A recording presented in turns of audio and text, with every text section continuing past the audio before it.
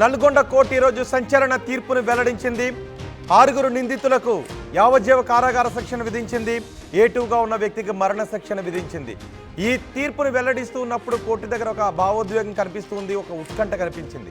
అయితే అమృత చిన్నాన్న శ్రవణ్కు కోర్టు జీవిత ఖైదును విధించింది. కోర్టు దగ్గర A6గా ఉన్న శ్రవణ్ కుటుంబ సభ్యులు కూడా ఉన్నారు. వాళ్ళు ఆవేదన వ్యక్తం చేస్తున్నారు. తన తండ్రి ఏ తప్పు చేయలేదు అని శ్రవణ్ కుమార్తె అంటూ ఉంది. అమృత వల్ల ఇదంతా జరిగింది అని శ్రవణ్ కుటుంబం ఆగ్రహాన్ని వ్యక్తం చేస్తోంది. ఏ తప్పు చేయకుండా తమ కుటుంబాన్ని ఇరికించారు అని శ్రవణ్ కుమార్తె చెబుతోంది. పోలీసులతో శ్రవణ్ కుటుంబ సభ్యులు వాగ్వాదానికి కూడా దిగారు. తమకు అన్యాయం చేశారు అంటూ మండిపడ్డారు శ్రవణ్ కుటుంబ సభ్యులు. శ్రవణ్ అమృత బాబాయ్ శ్రవణ్ ఫోటోగ్రాఫ్ను కూడా మీరు ఆర్టీవీ స్క్రీన్ పైన చూడొచ్చు. ఇతను A6గా ఉన్నాడు. న్యాయస్థానం ఇతని పాత్ర కూడా ఉంది అని నమ్మటానికి కావలసిన సాక్ష్యాలు ఉన్నాయి అని అభిప్రాయపడింది. అందుకే A6గా ఉన్న అమృత బాబాయ్ శ్రవణ్ కూడా యావజ్జీవ కారాగార శిక్షను విధించింది. ఈ కేసులో అమృత తరపు న్యాయవాది ఏం చెప్తున్నారో విందాం. అమృత తరపు న్యాయవాది ఆర్టీవీతో మాట్లాడారు. ఒకసారి అక్కడ శ్రవణ్ కుటుంబ సభ్యులు పోలీసులతో వాగ్వాదం చేస్తున్న దృశ్యాలు కూడా కనిపిస్తూ ఉన్నాయి.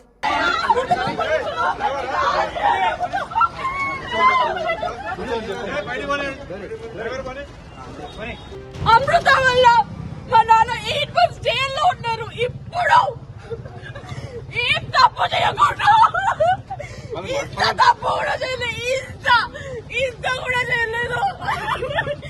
ఇప్పుడు ఆయనకి శిక్ష వేశారు.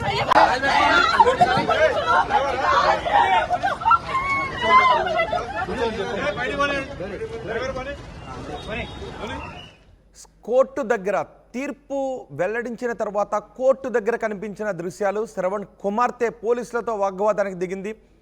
శ్రవణ్ ఏ తప్పు చేయలేదు అని అంటోంది. అంతా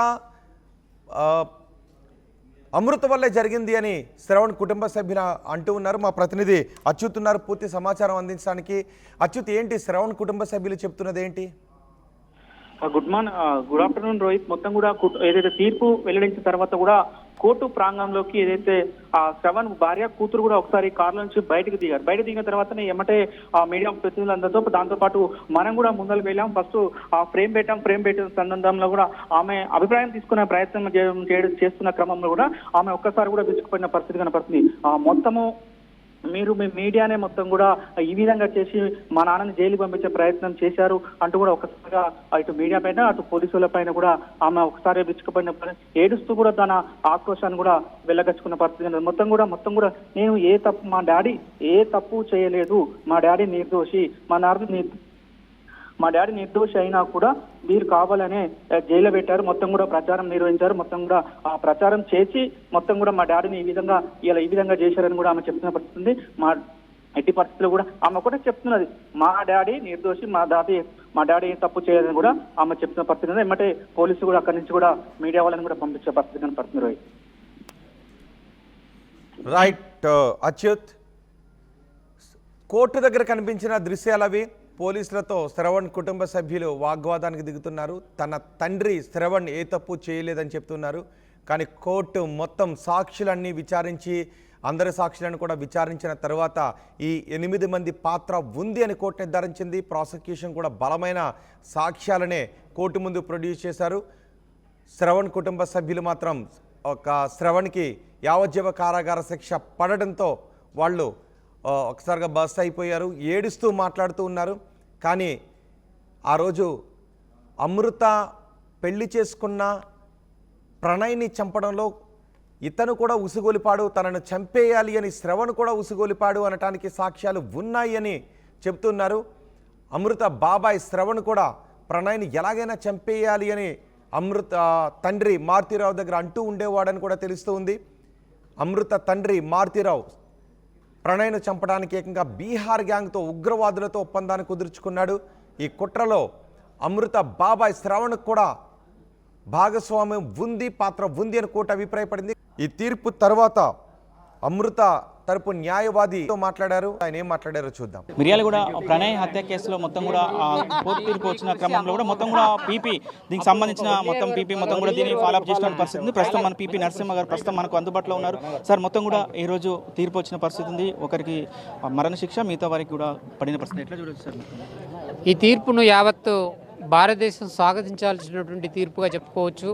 ఈ తీర్పు సమాజం పట్ల ఖచ్చితంగా మార్పుకు దోహదం చేస్తుందని చెప్పుకోవచ్చు.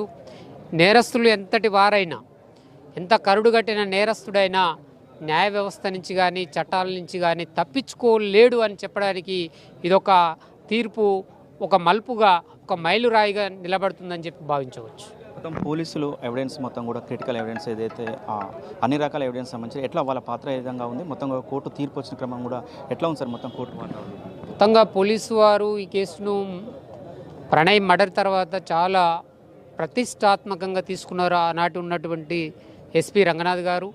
ఆ తర్వాత వారు డిఎస్పీగా పి శ్రీనివాస్ గారిని నియమించడం ఎస్సీ ఎస్టీ పిఓ యాక్ట్ ప్రకారం.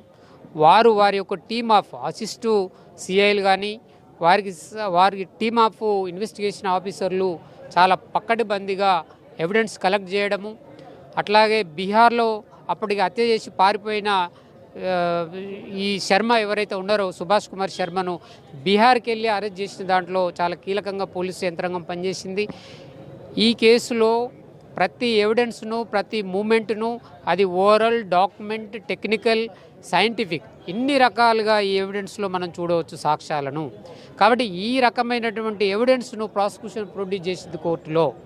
కోర్టు వారు నమ్మే విధంగా credible information, credible evidence lead చేయడం వల్లనే ఈ నేరము సక్సెస్ఫుల్గా ప్రాసిక్యూషన్ ఎస్టాబ్లిష్ చేసింది.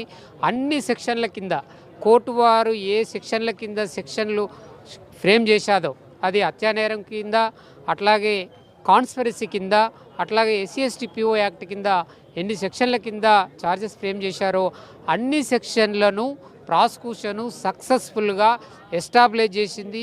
Behind of all the reasonable doubt, అన్ని డౌట్లను క్లియర్ చేస్తూ ఈ నేరస్తులు నేరం చేసిరని చెప్పడానికి అన్ని రకాల కళ్ళకు కద్దినట్టు సాక్ష్యాలను ప్రూవ్ చేయడం జరిగింది. కాబట్టి ఇవాళ ఎవరైతే పాశవికంగా హత్య చేశాడో సుభాష్ కుమార్ శర్మ, పట్టపగలు జ్యోతి హాస్పిటల్ ముందల ప్రణయ్ కుమార్ను ఆ పాశవికంగా నరికి చంపినందుకే ఇవాళ కోర్టు వారికి మరణశిక్షను విధించడం జరిగింది.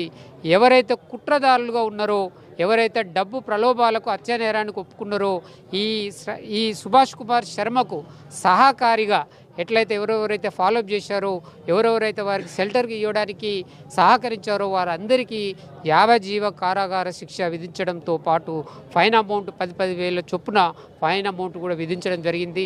ఈ తీర్పు ఖచ్చితంగా సమాజాన్ని మార్చే విధంగా, మార్పు కోరే విధంగా ఉంటుందని చెప్పి ఆశించవచ్చు. వీళ్ళకి ఏమైనా బెయిల్ వచ్చే అవకాశం ఉందా సార్? ఏ2 ఎవరైతే సుభాష్ శర్మ ఉన్నాడో అతను బెయిల్ అప్పీల్ అంటే మరణశిక్ష పడింది కదా, మళ్ళీ ఒకవేళ ఏమైనా అప్పీల్ చేస్తే బెయిల్ వచ్చే అవకాశం ఉందా? ఎట్లా ఉంటుంది సార్? ఇప్పుడు మరణశిక్ష విధించిన తర్వాత కోర్టు వారు హైకోర్టులో కన్ఫర్మేషన్ కోసము హైకోర్టు వారు కాల్ఫర్ చేస్తారు. ఆ తర్వాత అప్పీల్ ఉంటుంది, అంతే తప్ప బెయిల్ ప్రొవిజన్ ఉండదు. కాబట్టి హైకోర్టులో అప్పీల్ అనంతరం అది సుప్రీంకోర్టు దాకా పోతుండవచ్చు బహుశా. ప్రపంచంలో ఏ మూల ఏ క్షణం ఏం జరుగుతుందో వేగంగా తెలుసుకోవడానికి తొలి వెలుగు వాట్సాప్ ఛానల్ని ఫాలో చేయండి.